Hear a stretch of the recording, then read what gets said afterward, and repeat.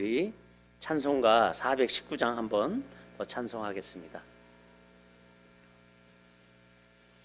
김영재 집사님 걸어오신 거예요? 아이고 어떡해, 사모님한테 얘기 좀 하지. 저희 두 든든한 사모님이 계신데 미나가지고 그냥 몸이 아팠어가지고.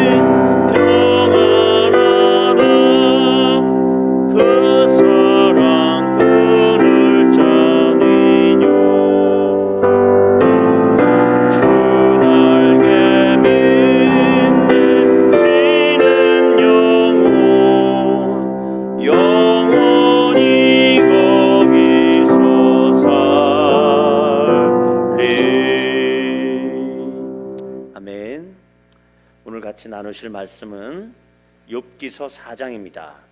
욥기서 4장 구약 764쪽에 있습니다. 욥기서 4장. 먼저 감사헌금 우리 신경원 집사님 하나님께 올렸습니다. 욥기서 4장 1절에서 21절 전체인데요, 교독하도록 하겠습니다.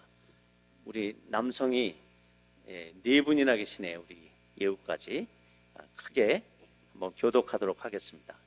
욥기서 4장 1절에서 21절 제가 봉독하고 마지막 합독합니다.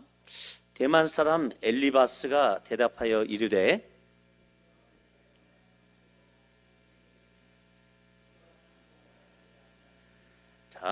보라, 전에 내가 여러 사람을 훈계하였고 손이 늘어진 자를 강하게 하였고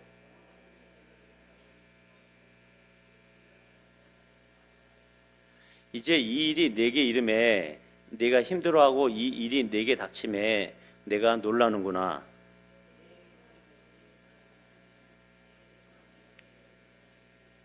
생각하여 보라, 죄 없이 망한 자가 누구인가? 정직한 자의 끊어짐이 어디 있는가?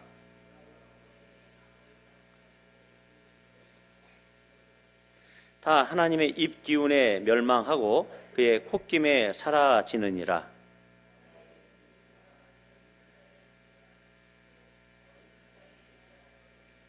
사자는 사냥한 것이 없어 죽어가고 암사자의 새끼는 흩어지느니라.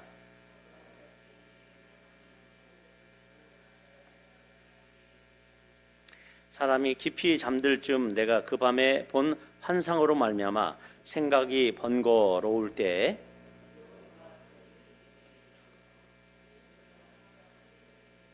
그때 영이 내 앞으로 지나매 내 몸에 털이 쭈뼛하였느니라.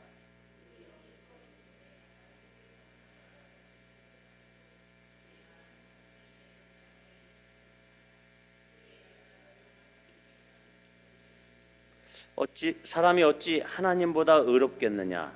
사람이 어찌 그 창조하신 이보다 깨끗하겠느냐?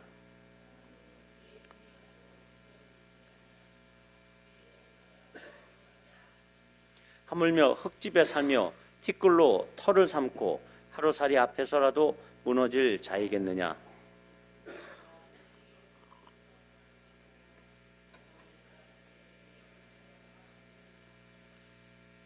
다 같이 장막줄이 그들에게서 뽑히지 아니하겠느냐? 그들은 지혜가 없이 죽느니라. 아멘. 자, 욥기의 이야기가 무료하고 계속 변론의 이야기가 시작되는데 이제 변론이 시작됩니다. 욥기가 고난을 당해서 그 재산과 가족들이 다 죽임을 당하고 그 아내는 욥의 그 불쌍한 처지를 보며 도리어 하나님을 욕하고 죽으라 이렇게 말할 정도로 욥은 아주 사문 초가에 있습니다. 왜 이 고난이 내게로 올까? 이런 생각 가운데 그 마음에 이상 있어? 괜찮아? 그 생각 가운데 마음에 이 의문이 들은 거죠. 하나님, 내가 하나님 앞에 그렇게 틀리고 잘못된 게 없는데 왜 이런 고난이 내게 왔을까요? 이런 마음의 의문이 생겼던 것입니다. 그때 저는 지난번에 한번 말씀을 드렸듯이 욥이 자기가 먼저 입을 열지 않았으면 어떻겠을까? 하나님 앞에 탄식했거든요. 그리고 자기의 생일을 저주했습니다. 내가 그날 내 어미가 나를 낳지 않았으면 어땠을까? 라고 하는 자기 독백을 해요. 자기 생일을 저주하고 자기 삶에 있어서 이 엄청난 고통, 몸에 온 종기가 나가지고 기와장으로 긁고 있어야 되는 이 고통이 당해보지 않은 사람이라고 하면 정말 감당하기 힘들 겁니다. 그러니까 절망적인 이런 한탄이 나올 수밖에 없죠. 그러니까 이런 한탄은 사람들에게 결코 호응을 받지 못합니다. 내 실수나 나의 결점에 대해서 사람들한테 얘기한다고 해도 사람들이 그것에 대해서 동조해 주지 않아요. 내가 부정적인 얘기, 한탄을 늘어놓는다고 해도 사람들이 내게 그렇게 관심 갖지 않습니다. 항상 사람들은 밝은 곳을 향하게 돼 있기 때문에 그렇습니다. 나방이 불을 찾아가듯이 사람들도 밝은 에너지가 있고 밝은 곳에 함께하고 싶어하지, 내가 우울하고 그냥 날마다 인상 쓰고 있고 그러면 잘 사람들이 오지 않는 겁니다. 가족 내에서도 그래요. 저보다 우리 사모에게 잘 갑니다. 우리 사모는 항상 이렇게 웃으려고 그러는데 저는 야, 왜 이거 안 치워? 이렇게 잔소리만 하니까 아이들이 잘 안 올라 그럽니다. 이런 것 같아요. 자, 이 욥의 세 친구 중에서 이제 엘리바스라는 사람이 제일 먼저 입을 엽니다. 최연장자예요. 그렇게 최연장자였을 것이다라고 이렇게 학자들이 예상을 합니다. 왜 그런가 하니 그가 이렇게 자기의 변론을 펴나가는데 아주 능수능란하게 이야기를 펴내가요. 어떻게 나가냐면 아주 세련되게 보평타당한 진리를 가지고 아주 세련되게 욥을 설득하려고 하고 있습니다. 그러니까 욥을 정면으로 대놓고 너 잘못했어. 너 이것 때문에 네가 질병이 온 거야. 네가 이렇게 심판을 받는 거야. 이렇게 대놓고 단편적으로 얘기하지 않습니다. 그냥 먼저 그의 생각하는 이 인과 응보의 이 법칙들을 보편타당한 진리인 것처럼 그렇게 정중히 반박해 나갑니다. 그러니까 누가 먼저 이렇게 이제 2절에서 시작을 하죠. 누가 자네에게 말을 건네려 한다면 자네는 귀찮게 여기겠지. 이 2절이 좀 보기에 해석하기 좀 힘드실 거예요. 2절 누가 내게 말하면 내가 실증을 내겠느냐, 누가 참고 말하지 아니하겠느냐. 이게 무슨 말이냐면 누가 자네에게 말을 걸면 자넨 짜증을 내겠지. 하지만 누가 말하지 않고 물러서 있겠느냐, 이런 표현이에요. 그러니까 자네는 귀찮게 여기겠지만 보고 있는 우리로서는 어떻게 입을 다물고 있겠느냐. 이 한탄스러운 너의 상황을 보면서 한마디라도 좀 해야 되지 않겠느냐, 이런 얘기를 하는 겁니다. 그러니까 친구의 불행을 보고 권면을 하는 거죠. 내가 위로의 말을 하지 않을 수 없겠다, 이러면서 솔직하게 자기의 심경을 토로하고 싶다라는 것입니다. 그러니까 너 나의 말을 좀 불쾌하게 여기지 말어, 이렇게 먼저 밑밥을 쫙 깔아놓고 능수능란하게 대화를 풀어나갑니다. 그리고 또 그에 대한 우정을 지금 확인시키는 거예요. 그러면서 그 다음에 내용들을 전개시키기 위해서 부드럽게 만들어 놓습니다. 사람과의 관계에 있어서 이렇게 말하는 기술도 필요합니다. 그러니까 이 엘리바스는 단순히 그를 이제 정면적으로만 막 이렇게 신란하고 꾸짖고 그렇게 하려는 게 아니라 먼저 범죄의 결과가 은근히 욥에게 있다라는 것을 알리기 위해서 슬슬 이제 밑밥을 깔기 시작합니다. 자, 그래서 이제 욥이 옛날에 사람들을 훈계하였다. 네가 이 일이 있기 전에 사람들을 훈계했고 손이 늘어지는 사람들을 강하게 하였고 넘어진 자를 말로 붙들어 주었고 무릎이 약한 자를 강하게 했다. 이런 말을 하면서 욥을 왕년에 그 욥이 행했던 좋은 선행들을 칭찬을 막 합니다. 예, 그 다음에는 어떤 일이 있을 것인지 우리가 예견이 됐죠. 이제 욥을 은근히 이제 정죄하려고 분위기를 만들어 가는 것입니다. 그러니까 욥은 전에 자기 이웃들에 대해서 무관심했던 사람이 아닌 것 같아요. 그리고 독단적인 사람도 아니고 자기 주위에 있는 사람들에 대해서 이렇게 뭔가를 주려고 했습니다. 그것이 훈계가 됐든 간에 아니면 용기를 북돋워, 손이 늘어진 자를 용기를 북돋워 주는 거든 간에 넘어진 자를 말로 이렇게 붙들어 주든지 무릎이 약한 자를 강하게 하든지 뭔가를 그들의 삶 가운데 이렇게 개입하고 싶어 했던 사람이에요. 그죠? 물론 여유가 있으니 그렇겠죠. 그도 빈궁하고 그의 마음이 늘 여유가 없으면 어떻게 돕겠습니까? 그러니까 그가 여유가 있으니까 이렇게 용기를 잃고 낙담한 사람들을 세워줬다, 이렇게 얘기하고 있습니다. 하지만 지금 이 타인의 문제는 해결했지만 자신의 문제에 대해서는 지금 모순된 처지에 있는 이 욥을 은근히 빗대고 있는 것이죠. 자, 이런 의로운 일을 했던 옛날의 행적을 상기시킴으로 있어 현재 그 불행들을 극복하고 일어나도록 용기를 주면서 또한 자신의 변론을 이렇게 펴나가려고 준비하고 있습니다. 그래서 이제 이 엘리바스의 이 논지가 그 변론이 4장 1절부터 5장 26절까지 이어지거든요. 이 가운데에서 이런 어떤 사람의 반대 의견을 가진 사람들, 반대자들의 모습이 많이 드러나요. 어떻게 우리를 반대하는 사람들이 어떻게 우리에게 다가오냐면 먼저 말꼬리 물기를 합니다. 5장 8절에 그런 게 나왔어요. 나라면 하나님을 찾겠다. 내 일을 하나님께 의탁하겠다. 그러니까 욥의 탄식을 욥 자신의 한탄으로만 이해했어요.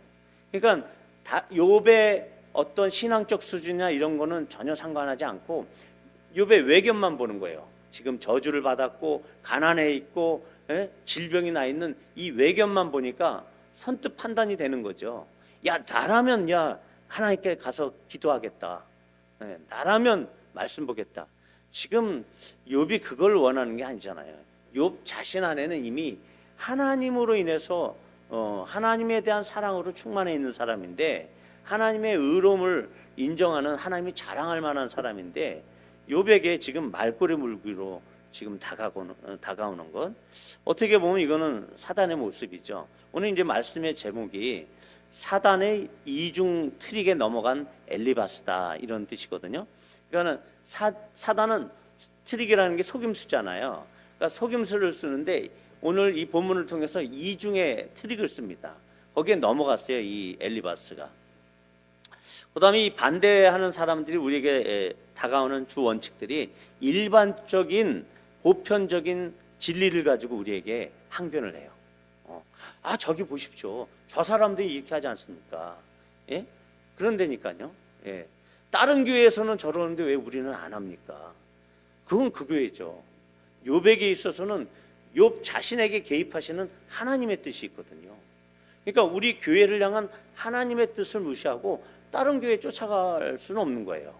그런 경우들이 있는데 우리가 이제 한 가지 예를 들자면 그런 경우들도 있다라는 것이죠.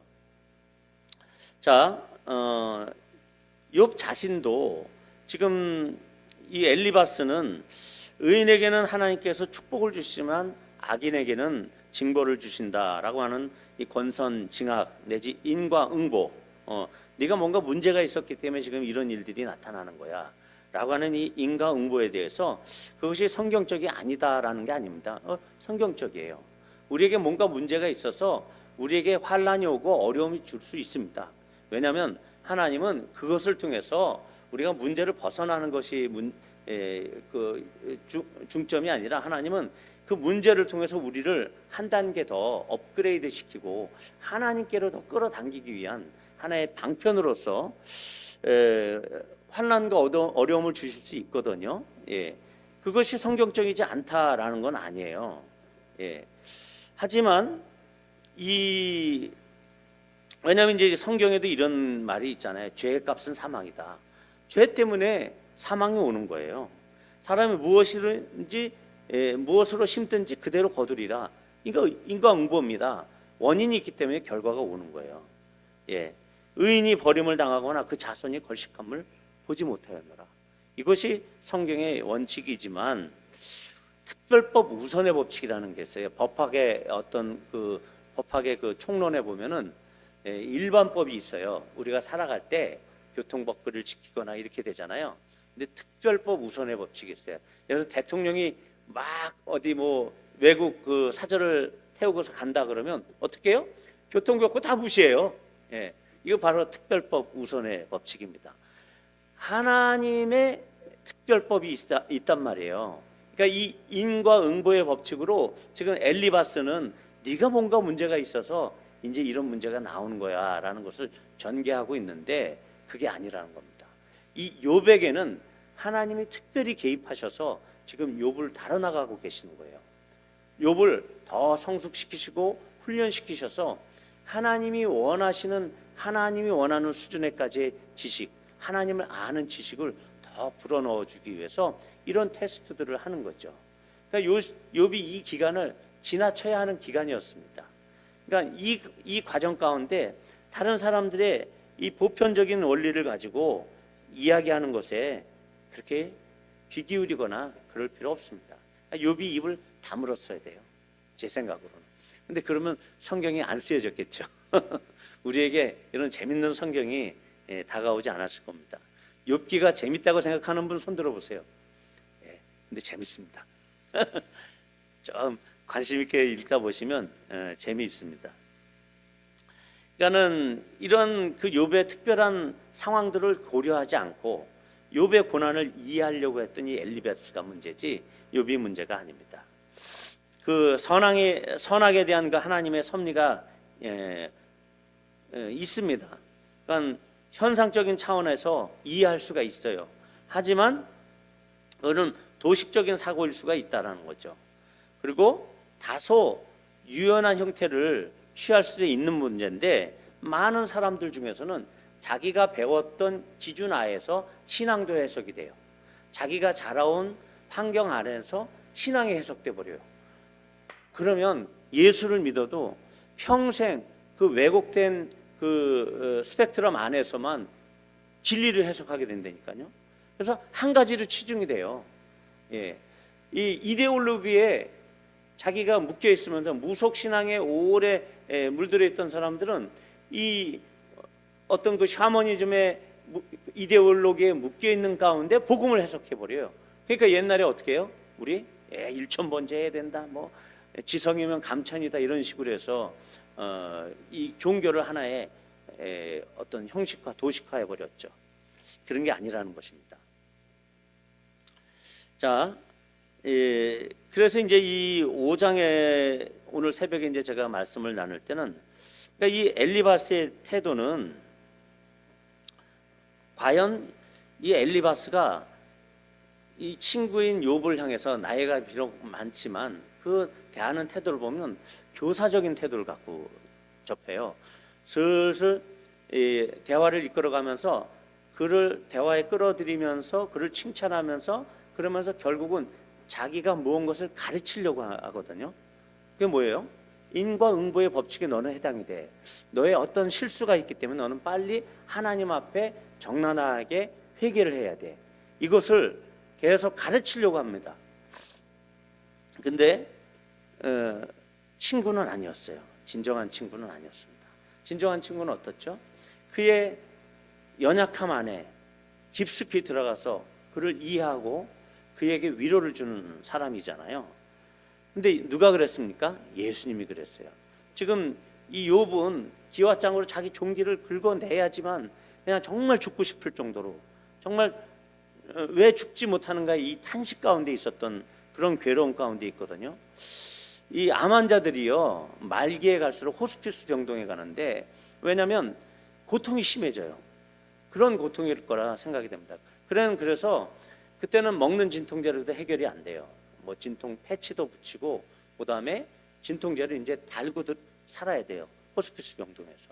그런 정도의 그런 괴로움으로 표현될 수 있을 것입니다. 근데 예수님은 이 땅에 오셔서 무슨 일을 주로 하셨죠? 물론 가르치시기도 하셨어요. 하나님의 나라에 대해서 가르치시기도 하셨는데, 천국에 대해서 주로 각색 병든 사람들을 주로 많이 고쳐주셨어요. 귀신 들린 자를 귀신을 내쫓아 주심으로 인해서 그의 영혼과 그의 모든 몸이 다 회복되도록 하셨거든요. 해방을 우리에게 선포해 주셨단 말이죠. 그런 것처럼 이 욥이 긁고 있을 때, 이 하나님 앞에서 의로운 욥이 이렇게 긁고 있을 때 예수님이 욥과 함께 하지 않았나, 이런 생각을 하게 되는 겁니다. 왜?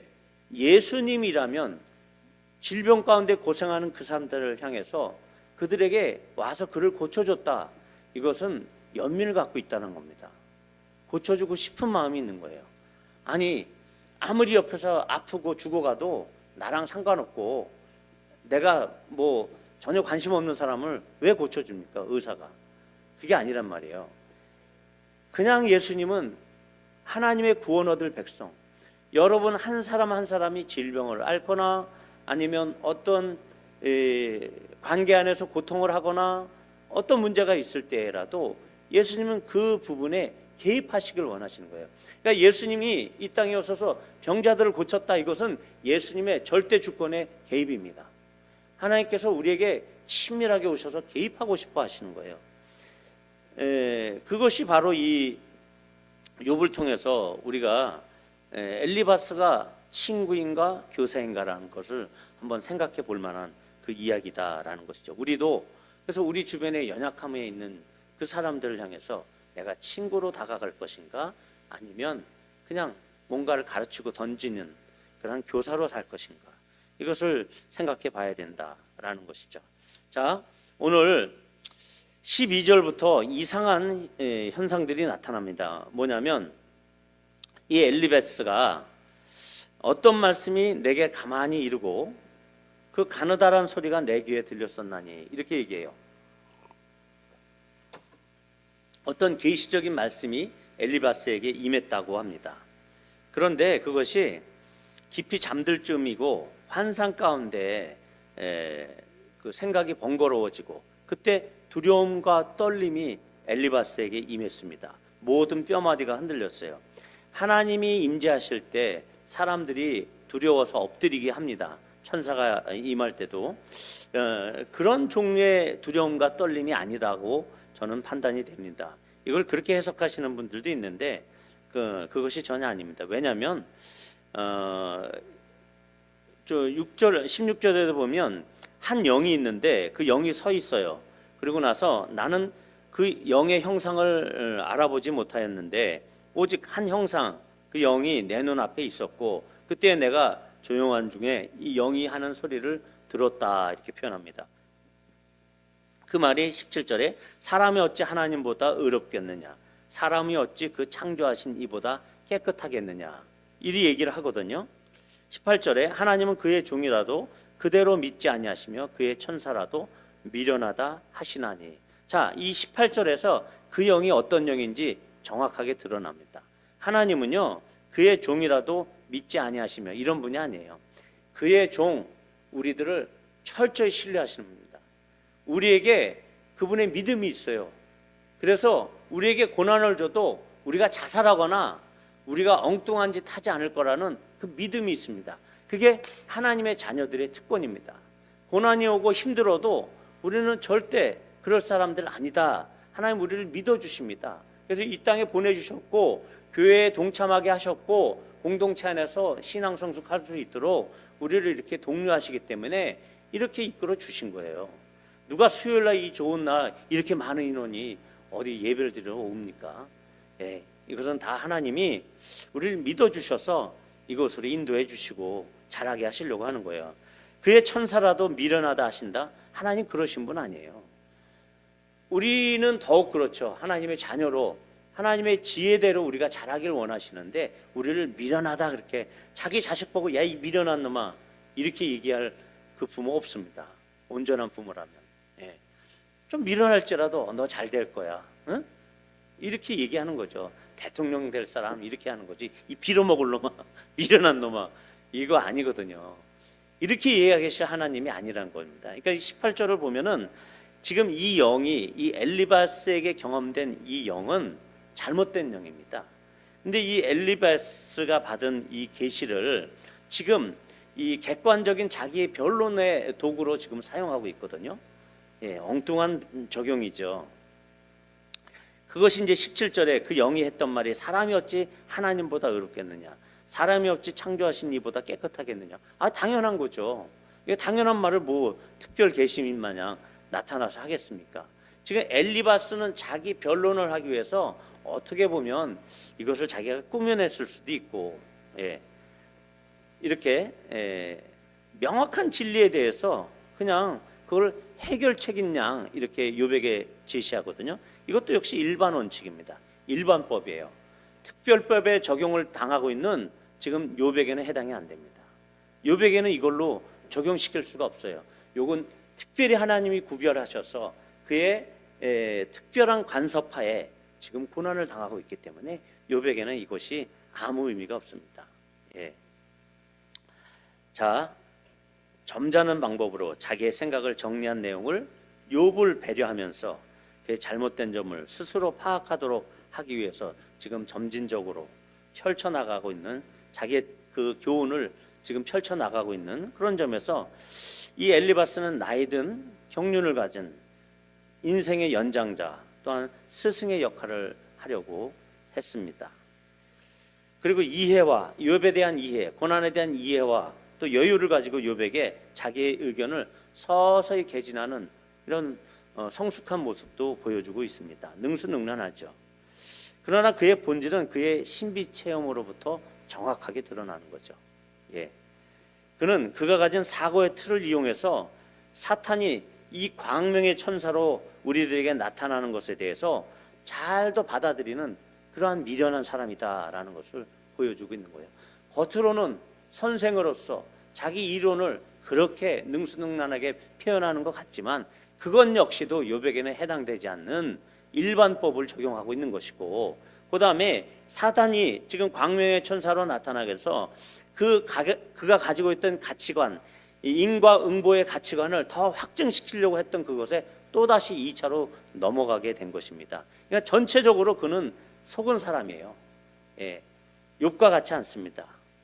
안정적인 일반 원칙들을 가지고 보편적인 인과응보라는 가치관으로 이미 설득되어져 있어요. 이 사람은 거기에다가 그 프레임에 갇혀서 더욱 이 평생 동안 그렇게 살도록 영적인 체험까지 지금 준 겁니다.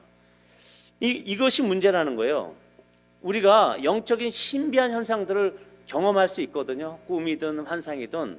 그런데 이런 모든 것들이 내가 갖고 있었던 그런 가치관 안에서 진리에서 벗어난 것, 하나님의 진정한 뜻을 헤아리지 못하고 선뜻 판단했던 그 진리들을 그 환상 가운데 접목을 시켜버리게 되면 평생 오류를 겪는 사람들이 수하게 많다는 겁니다. 이단들이 그런 종류예요. 예. 이단들, 옛날에 전도관 박태선 장로라는 사람이 있어요. 그 사람 6.25 때 그 마룻바닥에 그 공산군들 피해서 들어갔다가 그 안에서 환상을 경험해요. 그러고 나서 이단이 된 거예요. 그러니까는 그런 특별한 상황에서 어떤 영적 체험을 했다라고 해서 그것이 하나님의 뜻이냐? 그건 아니라는 것입니다. 분명한 하나님의 뜻을 나를 향하신 그 특별법, 하나님의 뜻을 분명히 확신하고 그 확신한 가운데 그 말씀을 가지고 내가 분별을 한 다음에 나의 모든 일어나는 환상들, 이적들, 또 신비체험들 이런 것들을 조합해서 판단을 해야 된다는 것이죠. 두 번째, 첫 번째 모두 다 확실히 사탄이 이 엘리바스를 속이기 위해서 우연을 강조하고 나타난 겁니다. 사기꾼들이요 우연을 강조해요. 대부분 그 정명석이나 그런 사람들도 어떻게 해요? 그 지나가는 그 미스 코리아 같은 키 큰 여자들만 꼬셨다 그러잖아요. 그 사람들을 분위기를 조성해 가지고 우연을 가장해 가지고 만들어 이단을 끌어들여요. 그래서 성노리기를 만들어 버렸잖아요. 그런 것처럼 우연을 강조한 이 사기꾼인 사탄에 의해서 이런 영적 신비한 현상들을 조장한 곳에 넘어가 버린 것입니다. 그것이 하나님께로부터 왔다고 착각하게 만들죠. 이 17절의 말씀이 바로 그런 것입니다. 이처럼 하나님의 말씀을 경험하지 못한 사람들은 늘 잘못된 경험을 선택을 할 수 있다는 것입니다. 성경 전체를 통해서 드러난 하나님의 성품이 중요합니다. 그렇겠죠? 예. 지금 이 사람은 하나님의 성품을 이해하지 못했어요. 하나님은 그의 종이라도 그대로 믿지 아니하시며 그의 천사라도 미련하다 하시나니 이것을 진리인 양 외치고 있는데 그렇지 않거든요. 진리이신 하나님을 모르고 하나님의 성품도 모르고 지금 하나님의 섭리의 방법들도 모르고 그것을 이해하지 못하면서 단편적이고 일시적인 그 현상들에 대해서 진리인 양 그 한 가지를 꾸준하게 붙잡고 주장하는 사람, 그 평생의 그 한 가지 때문에 잘못된 길로 가는 사람들이 무수하게 많다라는 것입니다. 그것이 우상화가 되어버린 거예요. 그렇게 살면 안 되겠다. 그런 인생들이 참으로 불쌍한 인생이기 때문에 저와 여러분은 이 교묘한 사단의 이 이중 트릭, 우리의 가치관에 있어서 진리에서 벗어난 잘못된 가치관으로 살아왔던 것, 첫 번째 속임수, 그것을 확증하기 위해서 우리에게 있었던 종교적인 경험들, 신앙생활에 있어서 잘못된 가르침을 그대로 여과 없이 받아들였던 이 모든 것들을 철저히 생각해 보시면서 우리의 삶을 다시 한번 주님의 특별법 가운데 내드리는 저와 여러분이 됐으면 좋겠습니다.